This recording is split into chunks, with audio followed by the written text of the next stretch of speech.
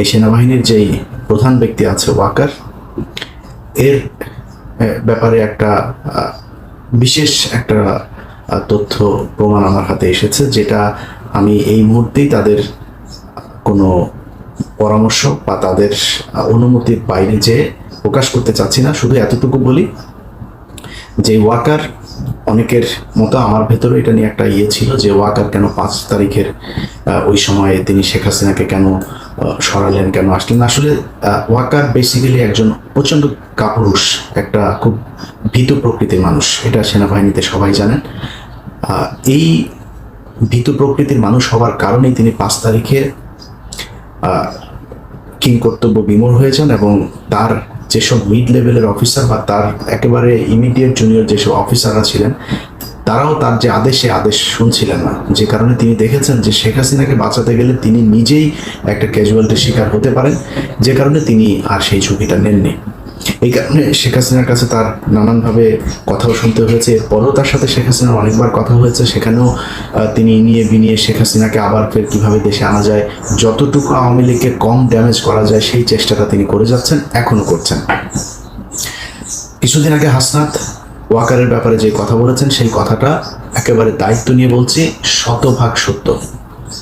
পরবর্তীতে সার্জিস যেই বক্তব্য দিয়েছে, সেই বক্তব্যটা হচ্ছে ওয়াকারকে বাঁচানোর জন্য সার্জিস, সেটা তিনি চাপে পড়ে হোক, জীবনের ভয়ে হোক, কিংবা কোনো স্বার্থের কারণে হোক, বা পরিস্থিতিটাকে শান্ত করার জন্য হোক, তিনি আবার সেনাবাহিনীর পক্ষে একটা পোস্ট দিয়ে পরিস্থিতিটা শান্ত করেছেন।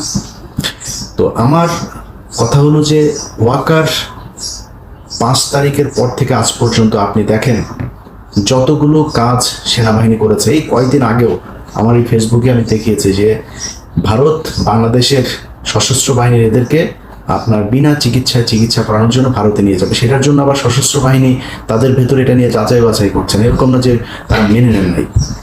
অতএব ওয়াকার বেসিক্যালি একটা ভারতীয় একজন সেনাপ্রধান বাংলাদেশের সেনাবাহিনীর দায়িত্ব পালন করছে, এর বাইরে কোনো কিছু আমি মনে করি না।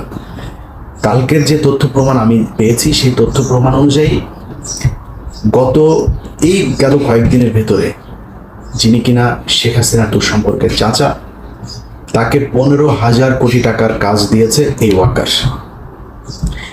এই গত কয়েকদিনে যত ধর্ষণের ঘটনা ঘটছে, ঢাকা বিশ্ববিদ্যালয়ে যে একটা ছেলে মারা গেল, তারপরে আরেকজন মারা গেল, এরপরে বিভিন্ন জায়গায় সংঘবদ্ধ যেই ধর্ষণের ঘটনা ঘটছে, এবং সেটা নিয়ে মিডিয়াতে যত ধরনের এই যে হাইলাইট করে মনে হচ্ছে বাংলাদেশে জীবনে কোনোদিন আর ধর্ষণের ঘটনা ঘটে নাই, এরকম একটা পরিস্থিতি তৈরি করা হচ্ছে, সেটাও এই ওয়াকার করাচ্ছে।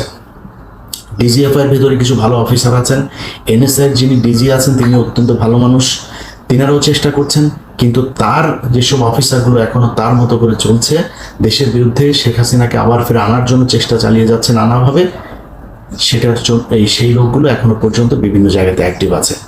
শুধু পারছে না কেন? পারছে না হচ্ছে দেখেন, চেষ্টা যে তারা চালিয়ে যাচ্ছে না তা না।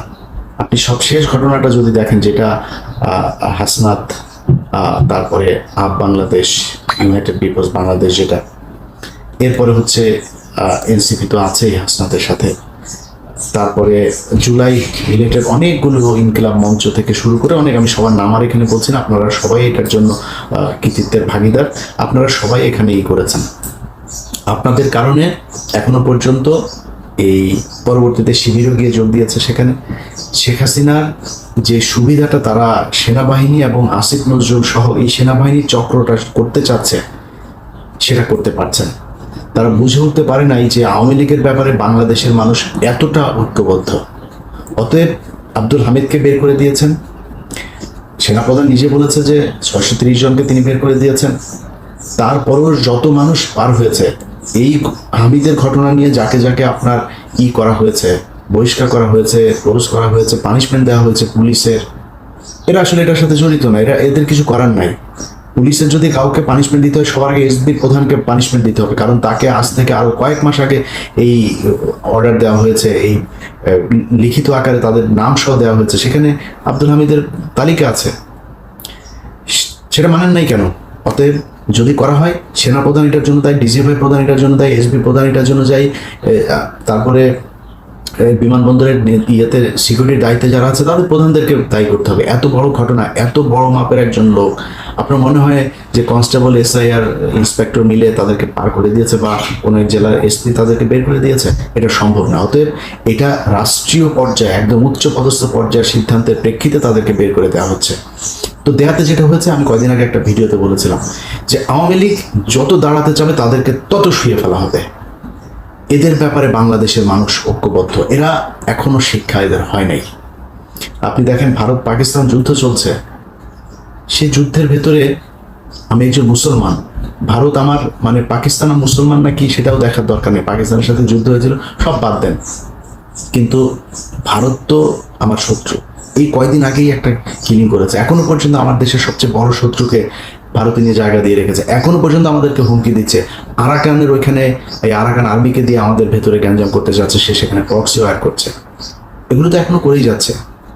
আওয়ামী লীগকেও যদি ধরেন, সে আওয়ামী লীগ ভারত পাকিস্তান যুদ্ধে ভারত যত জায়গায় মানে হামলা করছে, পাকিস্তানে মনে হচ্ছে ওদের হাসিনার ওই জায়গা থেকে মিসাইল নিয়ে তারপরে পাকিস্তানে হামলা করছে। তোদের এত খুশি লাগে কেন? আরে বেটা, বাংলাদেশ দেখ এখন, তোদের সময়ের চাইতে চাঁদাবাজি কোনো অংশে কম নেই, চাঁদাবাজি ভালো চলছে এখন, কিন্তু মানুষ তোদের ব্যাপারে ঐক্যবদ্ধ। এর কারণ কি? এই দেশের মানুষ প্রচন্ড ধর্মভীরু এবং ধর্ম সচেতন। শুধু ধর্মভীরু না, এরা ধর্ম সচেতন। অতএব এই ধর্ম সচেতন মানুষগুলোকে গেল 15 বছর তাদের ধর্মীয় অনুভূতির উপরে, তাদের ধর্ম পালনের উপরে যত ধরনের নির্যাতন টর্চার করা হচ্ছে, দাড়ি টুপিওয়ালা মানুষ এখানে যে পরিমাণে কষ্টে ছিল, ভারতেও দাড়ি টুপিওয়ালারা এত কষ্টে নাই। এই কারণে তোদেরকে মানুষ ঘৃণা করে।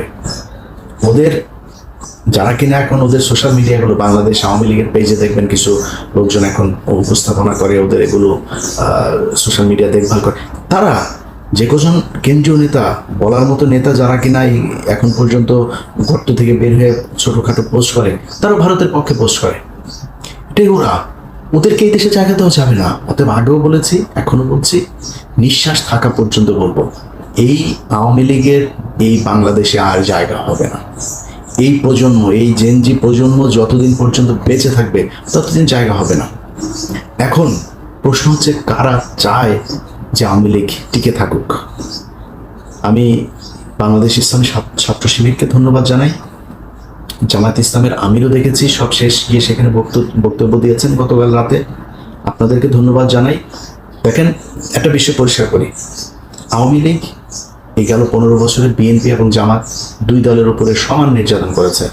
এই দলগুলোর ভেতরে যারাই ভারতের বিরোধিতা করেছে, যারাই অরিজিনাল দেশপ্রেমিক, ভারতের সাথে আঘাত করে চলতে চায়নি, তাদের কাউকে তারা ছাড় দেন। এমনকি বিএনপির সর্বোচ্চ নেত্রী, তাকে পর্যন্ত তারা জেলখানায় ঢুকিয়েছে।